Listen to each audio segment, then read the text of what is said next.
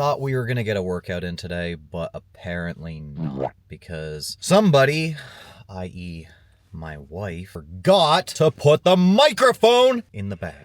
So you won't be able to hear me in Alpha Land if we do a gym vlog. But I did want to talk to you guys about something, because recently a video was made where this guy named Yo Talks on TikTok made a video explaining why he thought that barbell rows, free-weight barbell rows, are F tier. And this made, obviously, the bros upset. In fact, you should probably drop out of school so you can focus on the gym. Who needs a GED when you got PEDs? So this guy named Dave made a video back just laughing. The barbell row is probably one of the worst exercises there is. That's the whole video. Nothing explained, just the whole video. So I made a video saying, okay, well, this is just dumb. Like, if you're going to go against somebody, you might as well provide some reasoning. Otherwise, you just look like a Neanderthal, which was true. So Dave got very upset. Very upset. Oh, sorry. He told me in the comments he isn't upset. So I'll give him that. But he clearly is, because he's arguing very hard. But he's not saying anything. He's not saying anything. He's like, oh, well, you and I both know it's not F tier. It's like, it's hyperbole on social media. That's the way it works. People aren't going to say, oh yeah, it's like C- tier. Like, people are going to say, if they think something is bad, that it's F tier. Like, it's a hyperbolic way of speaking. That's the way that people talk on social media. As far as the barbell row goes, the free weight barbell row, is it F tier? Obviously not, right? F tier would probably be reserved for things that just aren't going to cause growth at all. But is it a good exercise in light of what we know about the way muscle growth works? Not really. I mean, and when I say that, I'm saying it's not as good as it could be in the context of overall programming. If you have only one exercise to do and you only have a free weight barbell available to you, it's like, okay, like maybe that makes sense to do free weight barbell rows in order to grow your back.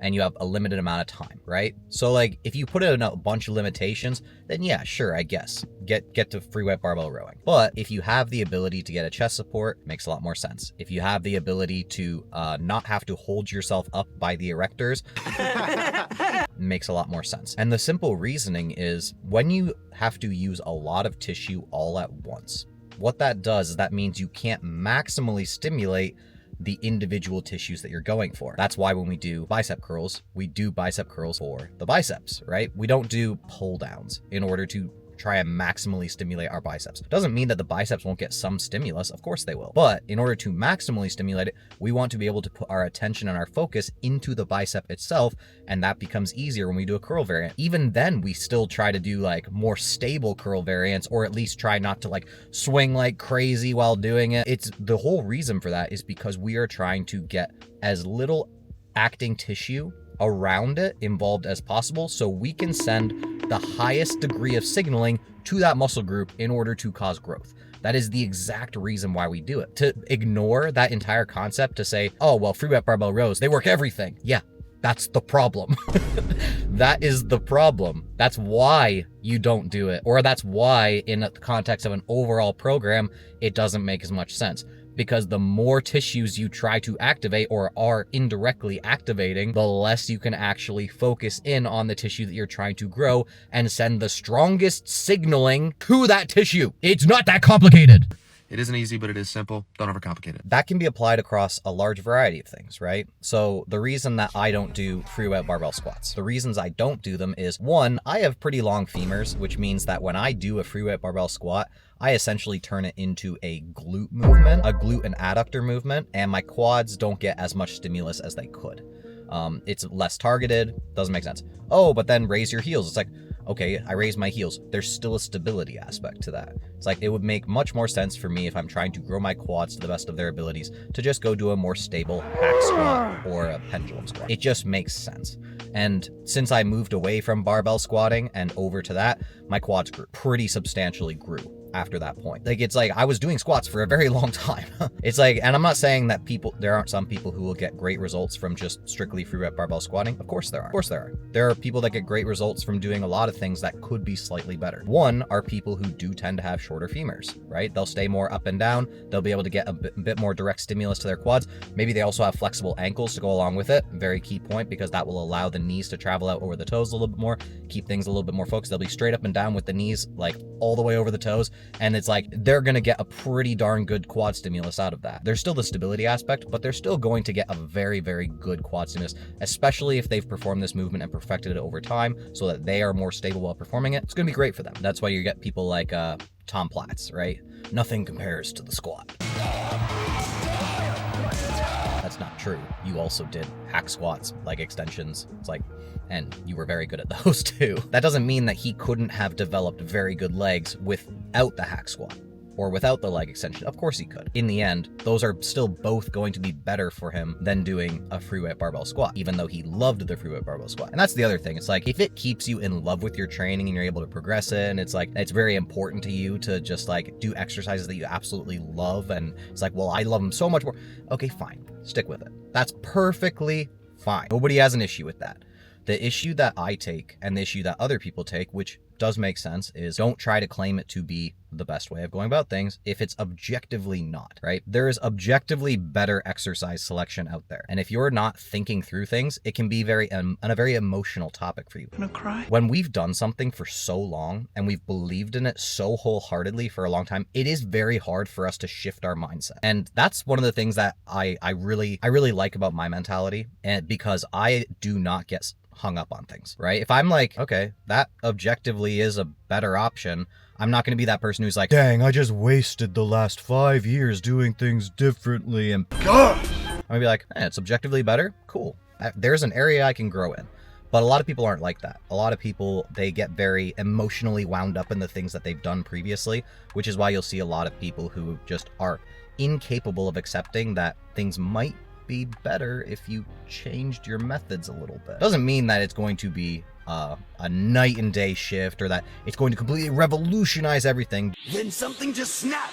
Something inside of me. I didn't. But the more those little factors come into play over time, the more difference it is going to make. So let's say you're 5 years into training, 6 years, 7 years into training, like me, very far into training. I've been training for a long time. Those little factors become more and more important to me because I'm always looking for a little bit of an edge that can help me grow. If I started off, let's say I'm in my first year of lifting and I'm doing not the best exercise selection, but I'm pushing myself pretty hard. Maybe in that first year of lifting, maybe I grow 15 pounds of muscle instead of 17, which is like, okay, like you're probably not going to notice that difference, or at least it's not going to make that big of a deal to you.